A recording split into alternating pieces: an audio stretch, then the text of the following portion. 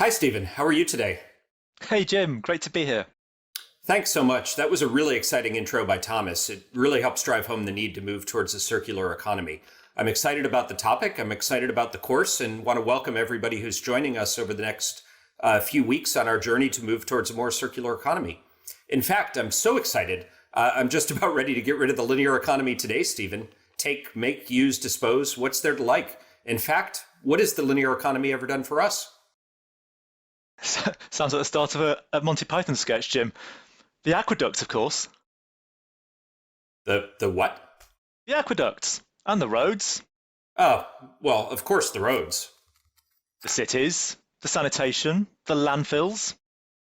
Well, of course, the aqueducts, the roads, the cities, the sanitation, the landfills, everybody knows about those. What about the same-day delivery drone delivering all of our household needs at the click of a button? Yeah, there is that. So, well, apart from the aqueducts, the roads, the cities, the landfills, the sanitation, the same day delivery of every item we could possibly want to meet our basic needs in under an hour, apart from those, what has the linear economy done for us? What about packaging innovation? Packaging innovation that's working so fast that actually by 2040, we're expected to have 3 times the amount of plastic waste flowing into our oceans. Wow, that does seem like a lot of innovation. How is the linear economy going to handle all this innovation? Well, we don't quite know. What we do know is that about 9% is already cycled, so we have a start, and there is a great business opportunity to address the rest with a lot of innovation. So, 91%? That does seem like a big opportunity. How big is it, Stephen? Well, our friends at Accenture estimate there is a $4.5 trillion opportunity in terms of business growth that's possible in transitioning from a linear to a circular business model. Wow, that does seem like a huge opportunity. And if you think about it, it makes perfect sense. We extract things, we harvest materials from the earth, we, throughout all the industries and manufacturing, create value at every stage of the life cycle. And in our current system, all of that work, all of those materials, all of that value goes to zero if we properly dispose of them at end of life. And if improperly disposed of, such as leaking into a lake, into the ocean, it creates potentially a significant negative value for society. In fact, there's $13 billion in marine ecosystem damages that occur every year due to this type of plastic pollution. So, fully agreed, Stephen. Let's get rid of this linear economy. Let's move on to a circular model and move on to better things. Just one question: if this is so compelling for business, why isn't everybody doing it already?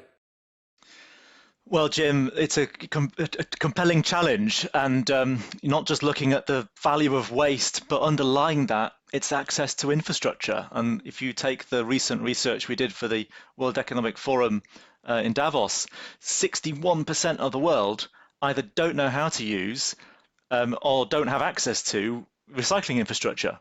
And so we really need to begin there. Well, it sounds like a start at least. At least some of the world has access to that. What would you recommend for a solution?